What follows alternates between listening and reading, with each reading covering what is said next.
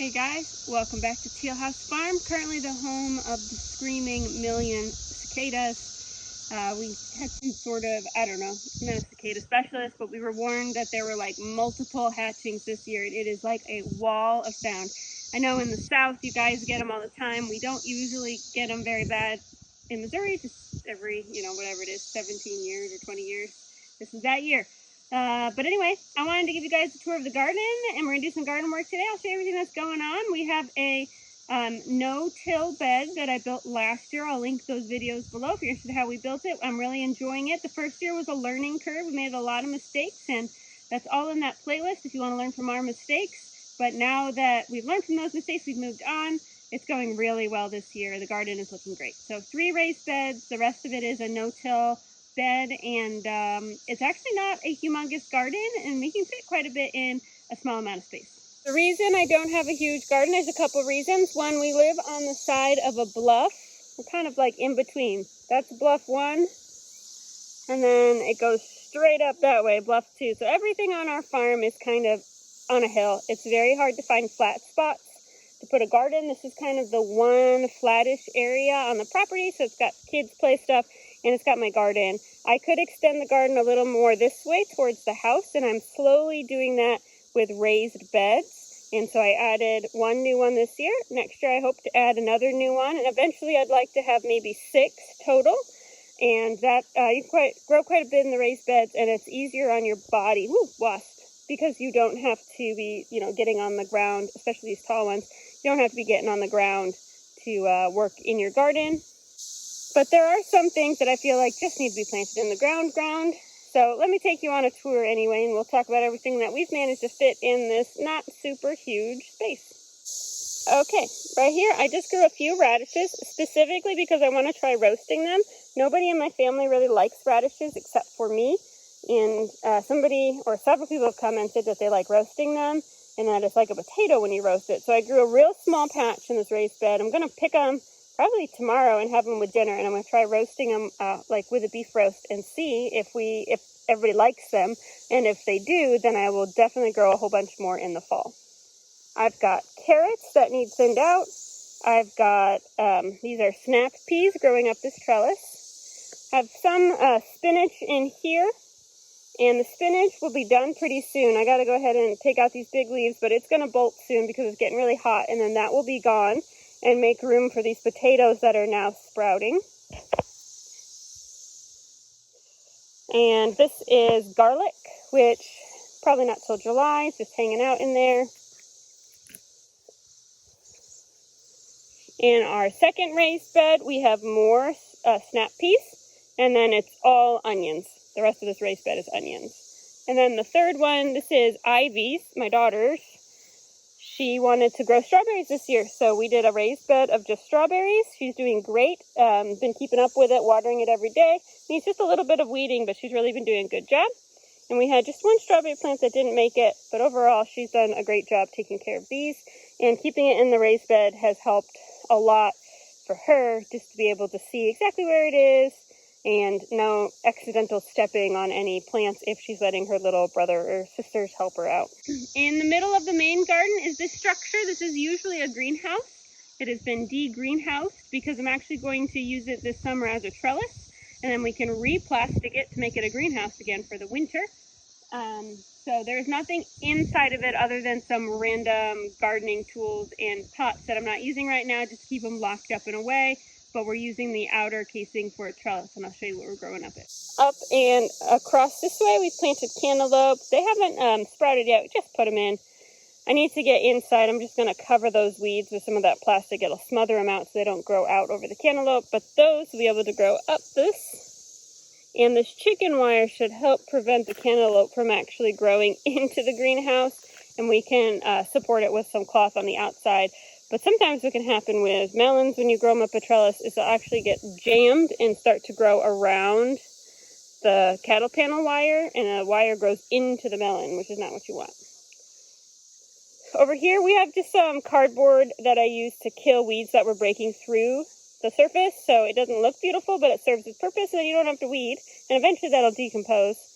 We have a bunch of different types of tomato plants. We're going to trellis those. I've already put in the T-posts. I need to run the cattle panel across, which is what I'm going to do today when I'm done talking to you, and then we can tie them up. But a bunch of different varieties of tomatoes. I just like to mix and match. And a bunch of different varieties of peppers. I was short a pepper cage, so this guy, if he needs support, will just be attached to the tomato trellis. For peppers, I grow jalapenos, banana peppers, and then some bell peppers. I like to can my peppers as a mixed variety because I like spice, but not a ton of spice. So canning them mixed with the sweet peppers, it's like a nice punch in a dish, but not burn your face off every time you open a jar. Going around the back here, we've planted cucumbers back here. And you can see they're just starting to sprout. There's one, and those will be able to grow up the back side of the greenhouse. I need to do a little weeding along the edge. And we also have some straggler strawberry plants from a patch I had planted several years ago that did not do well here because it is still a little bit of a slope and they got drowned out and washed down. But a couple of them survived, so we're just letting them do their thing and leaving them alone. And if we walk around and look the other way, we have green beans. Now these are bush beans, and one thing that I have learned, and you don't have to agree with me, but that bush beans are not worth the effort to plant in rows. I literally give my kids the beans and I say, I want them in this area, and they just mess around and plant them and dump them everywhere. And you end up with this giant mob of bush beans, but I feel like they do really well like that, and I get tons of beans and the kids have fun. So this is just a mob. I decided I wanted to extend the mob a little bit, so I had them do a little more. You can see that it just started sprouting, but I do nothing. I spread the beans. I have the kids spread the beans on top, and I'll come across with just a little bit of extra compost and dump it on top to help lock in the moisture, and that's it. Now in this patch of green beans, I do have a couple of random corn plants. I had tried to plant a corn patch up there last year, and I had major drainage issues. This is a little bit of a slope, like I said before. The water ran down from here, down here, washed out a lot of my corn. I have since fixed that area, so those tomatoes and peppers are doing great. But some of those corn that never sprouted last year and washed down here are now sprouting amidst my beans. But corn and beans are happy together, so I'm just leaving it alone. I don't know if there's enough corn here to actually pollinate, but I have several. There's some there, right there, right there, right there. So we'll see if we get some. It'll be kind of a little experiment. I'm just going to leave it alone. Right here, what looks like weeds is nothing other than I gave my little kids a packet of wildflower seeds, a big packet of them, and I just told them to spread them around because this tree, its shade goes right here. So you can't really plant vegetables. So I just thought they might have some fun with flowers. It looks like some of them are going to grow, and then the kids can come out and pick them. But we're just going to let this part just do what it wants to do with those wildflower seeds. We have more strawberries from the old strawberry bed that survived, just letting them do their thing. They can grow all over this greenhouse. I try to keep them weeded as best I can. I'm going to get some straw to pack in there because strawberries are just horrible to weed. It's much easier to prevent weeds than it is to actually weed the strawberries. Then coming around and looking from the other angle, this right here is a Three Sisters garden that's just getting started. You can see the corn is coming up. I have 5 rows of sweet corn that's sprouting. And then in about a week, when the corn's a little taller, I'm going to plant pole beans alongside the rows, and they will eventually grow up the corn. And then about a week after I plant pole beans, I'm going to plant my squash in between the rows, and that'll help keep out weeds. And then they will all commingle, be very happy together. I've done this for many years, and it always works out really well. And the last thing I planted were some potatoes, and those are coming up here. Potatoes, potatoes, potatoes, potatoes, and we'll see how that goes. I've grown potatoes in all sorts of containers. If you've been around here long enough, you will probably remember. And I've used tires. Tires actually worked really well. But tires are just kind of dirty in general, and so I've been wanting to get away from that, but our ground is no good for potatoes. But now that I've built this no-till bed, the dirt is much better. It is not all clay, and so I feel like maybe this is the year to try potatoes in the ground again, which is what I've done. Obviously, they're going to need hilled up and all of that, but the ground, thanks to all of the work that I put in last year building this bed, is so much healthier than it ever was. All of those years I have spent trying to improve the soil in our old garden, which is this hot mess now that's behind the fence that is totally closed up and just gone back to wild. It never made I feel like it never made 2 cents a difference. I mean, it did make a difference. We definitely decreased the amount of clay, got some healthier soil, but it would have been another 10 years before I could get something like this using tilled methods to improve my garden. So this was definitely worth the effort, even though it was incredibly time consuming and just physically difficult to build. It is super hot today, so I don't have very many garden goals. I really want to hang the trellis fence today, and I'm going to trim some of these branches on this, I think it's a crabapple tree that's been here forever, just because it's casting a little too much shade on my garden. It gets bigger and bigger every year. But I did want to show you, just for fun, some of our berry bushes. We have 2 apple trees on the farm and lots of berries. Now this apple tree looks like it should have died. It looked like this forever, and it still gives us apples, and they're doing really well this year. I just leave them alone, but it's loaded, even though he looks so unhealthy. But I'm not going to cut this tree down until it actually dies. Just going to let it do its thing if it wants to still bring us apples. We did trim off a really bad branch last year. Looks like we should have taken off that one too, so we might come and do that later.